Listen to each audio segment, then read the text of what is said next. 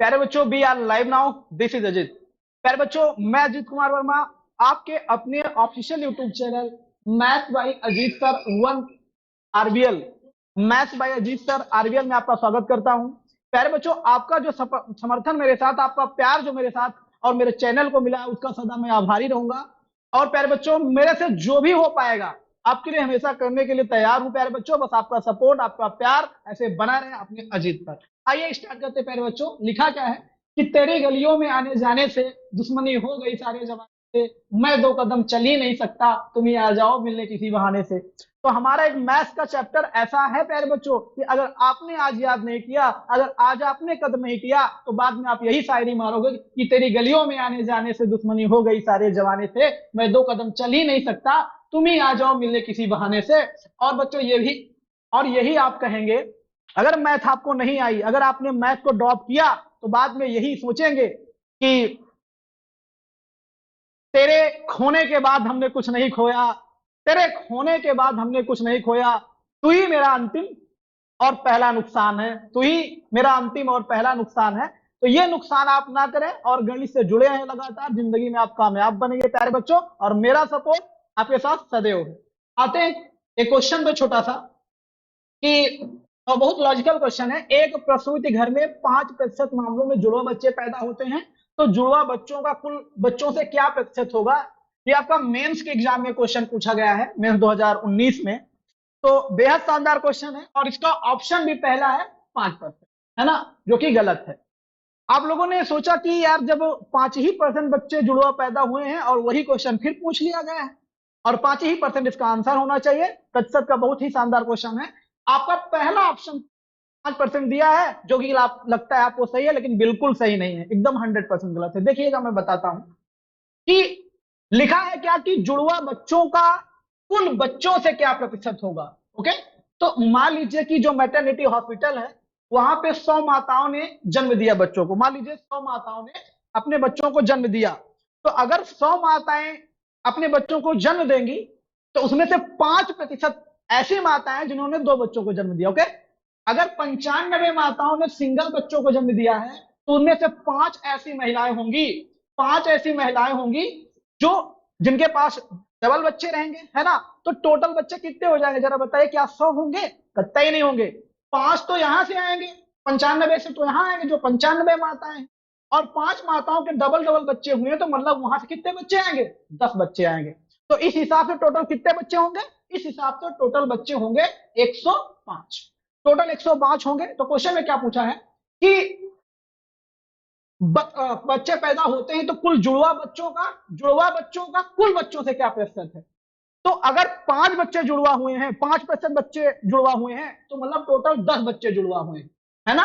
और लिखा है कुल बच्चों से क्या प्रतिशत है। कुल बच्चे कितना है भाई? कुल बच्चे हैं 105, है ना। तो यही आपको प्रतिशत बताना है, इंटू क्या कर देना है? इंटू आपको 100 कर देना है प्यारे बच्चों। और जैसे ही 100 करेंगे, जरा ध्यान से देखेंगे, कटा दीजिए 5 दूना 10 और 5 दूना 10 5, 2/21 गुणे 100, मतलब क्या बनेगा? 200 और बटा 21। 200/21 क्या होता है? 9.52 होता है। तो प्यारे बच्चों, इसका आंसर क्या आएगा? 9.52। कुछ लोग और कंफ्यूज होते हैं, जो और कंफ्यूज होते हैं उनके लिए भी आंसर है, तो उनको बताएंगे, वो बताते हैं कि 10 आंसर होगा, जो भी गलत है। उनको लगता है 10 बच्चे जुड़वा पैदा हुए हैं, तो 10% बच्चे जुड़वा पैदा होंगे, जो भी, ये भी गलत है। तो जिन्होंने 5% सोचा वो भी गलत, 10% वाला वो भी गलत। तो आंसर क्या आएगा? 9.52%। ऐसा क्यों बच्चों? ऐसा इसलिए है कि जुड़वा बच्चों का कुल बच्चों के साथ प्रतिशत पूछा है ना, तो कुल बच्चे क्या है? 105 है, तो 105 रखना पड़ेगा, तभी सही है, अदरवाइज क्या है? गलत है प्यारे बच्चों। आते हैं सेकंड क्वेश्चन। ये भी एक बहुत ही शानदार क्वेश्चन है। सीजीएल मेंस 2021, सीपीएसआई 2022, एसएससी सीएचएसएल 2023, तीनों के एग्जाम में शानदार क्वेश्चन पूछा गया है। बस केवल डाटा बदला है, थीम नहीं बदली है, ये बात आप समझे रहे। लिखा कि एक गांव की जनसंख्या 12,960 है, इनमें से 7/12 भाग पुरुष हैं और तथा शेष महिलाएं हैं। 45% पुरुष विवाहित और सभी एक पत्नी के हैं। ये पत्नी नहीं बच्चे, पत्नी के हैं, है ना। पत्नी के मतलब है सब सिंगल सिंगल वाइफ वाले, है ना। पत्नी हैं और विवाहित लोगों के साथ उनके जीवन साथी रहते हैं। तो विवाहित महिलाओं का प्रतिशत ज्ञात करें। तो बच्चों मैंने भी बताया था, आपको ऑफिशियली बताया था कि कभी अगर प्रतिशत बताना है तो रियल वैल्यू की जरूरत ही नहीं है। कभी आपको अगर प्रतिशत बताना है प्यारे बच्चों तो रियल वैल्यू की जरूरत ही नहीं है। मतलब यहाँ जो 12,060 ये नाकाम है, इसकी कोई जरूरत नहीं। ओके, तो कैसे क्या जरूरत क्या है जरा देखेंगे। लिखा है इनमें से 7/12 भाग पुरुष हैं। तो देखिए हम यहाँ पे मेल और फीमेल का जरा सा बनाते हैं रेशियो। ओके, तो कहा कि 7/12 भाग पुरुष है, मतलब 12 में से अगर 7 पुरुष हैं तो महिला कितनी होगी बच्चों? महिला होंगी 5। ये बात से आप सहमत है कि नहीं सहमत है? बिल्कुल बच्चों, महिला होनी चाहिए 5। उसके बाद लिखा है कि 45% पुरुष विवाहित है। 45% क्या है? पुरुष विवाहित है। तो 45% क्या होगा? पुरुष है 7, 7 का आएगा आपका क्या? 45%। 45/100 कटा देंगे, 7×5 के 5 हासिल आया 3, 7×4 = 28, 3 31। मतलब आपका क्या आएगा? मतलब आपका आएगा, एक मिनट, मतलब आपका आएगा यहां से कि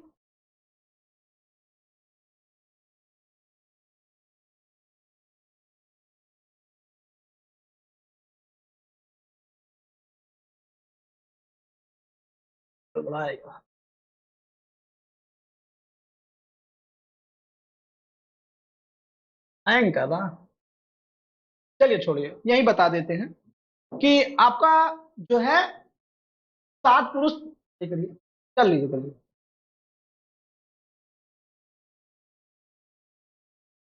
हैंग कर रहा, बस ठीक है बता देंगे। ओके ओके, देखिएगा, मतलब आपको मैंने बताया था कि अगर मैंने आपको बताया था कि अगर 7 पुरुष होंगे तो 5 क्या होंगे? उसमें महिलाएं होंगी, है ना। और जिसमें से आपको ये बताया गया था कि क्या हुआ, उसमें से आपके 3.15 ये आपका मेल है, ये आपका फीमेल है। 3